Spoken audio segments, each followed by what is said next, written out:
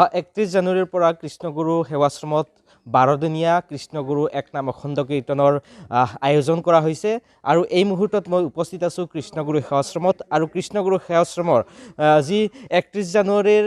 12 দিনীয়া এক নাম অখণ্ড কীৰ্তনৰ প্ৰস্তুতি চলিছে সেই সকলো প্ৰস্তুতিৰ আয়োজনৰ বিষয়ে আজি জানিবলৈ ইয়াত উপস্থিত হৈছোঁ আৰু মোৰ লগত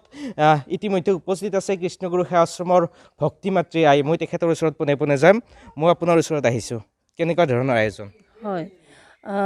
প্ৰতিবাৰৰ দৰে এইবাৰো কৃষ্ণগুৰু সেৱাশ্ৰম নসত্ৰত 31 জানুৱাৰীৰ পৰা ৰাতিপুৱা 6 বজাৰ পৰা আৰু আৰম্ভ হ'ব অখণ্ডভাৱে আৰম্ভ হ'ব কৃষ্ণগুৰু অখণ্ড একনাম কীৰ্তন আৰু 12 দিন পৰ্যন্ত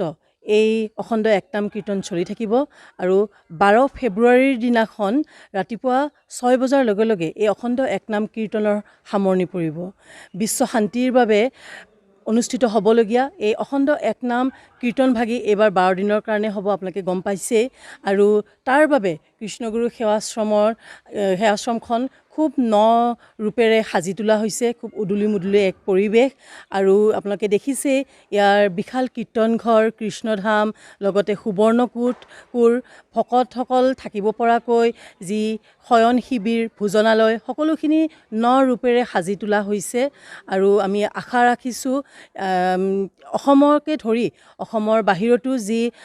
108টা শাখা সেৱাশ্ৰম আছে 108টা চক্ৰ আছে আমি তাৰ পৰা লক্ষ লক্ষ ভকতক আদৰিবলৈ আমি সাজু হৈছোঁৱে প্ৰায় আৰু ইয়াৰ বাবে আমাৰ ভক্তসকলৰ খুব আগ্ৰহ আমাৰ এটা বাৰ্ষিক অনুষ্ঠান কৃষ্ণগুৰু সেৱাশ্ৰমৰ বাবে আৰু সেই তাৰ কাৰণেই আমাৰ ভক্তসকলে গোটেই বছৰটোৰ কাৰণে অপেক্ষা কৰি থাকে আৰু আমি আশা ৰাখিছোঁ লক্ষ লক্ষ ভকতৰে ভৰি পৰিব কৃষ্ণগুৰু সেৱাশ্ৰম 31 জানুৱাৰীৰ পৰা হয় আৰু বিভিন্ন ৰাজ্যৰ পৰা ইতিমধ্যে আপুনি উল্লেখ কৰিছে ভক্তপ্ৰাণ ৰাইজ আহে কোন কোন ৰাজ্যৰ পৰা আহে হয়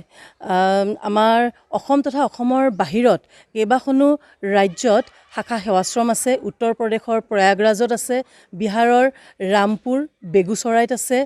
ইয়াৰ উপৰিও হাৰিয়ানাৰ বান্দৱাৰীত আছে দিল্লীত আছে অৰুণাচলত আছে এনেদৰে কেইবাখনো শাখা সেৱাশ্ৰম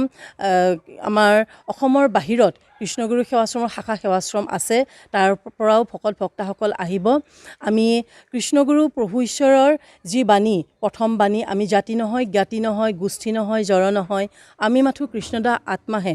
এই বাণীক আমি জগতবাসীলৈ আমি প্ৰেৰণ কৰিব খুজিছোঁ আৰু আশা ৰাখিছোঁ সমূহ ভক্তা আৰু ধৰ্মপ্ৰাণ ৰাইজ আহি আমাৰ এই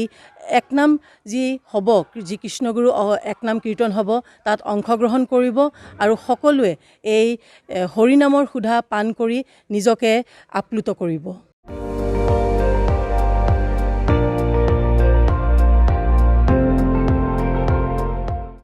আপুনি চাই আছে ND24 সৰ্বশ্ৰেষ্ঠ নহয় সৰ্বোত্তমৰ দৌৰ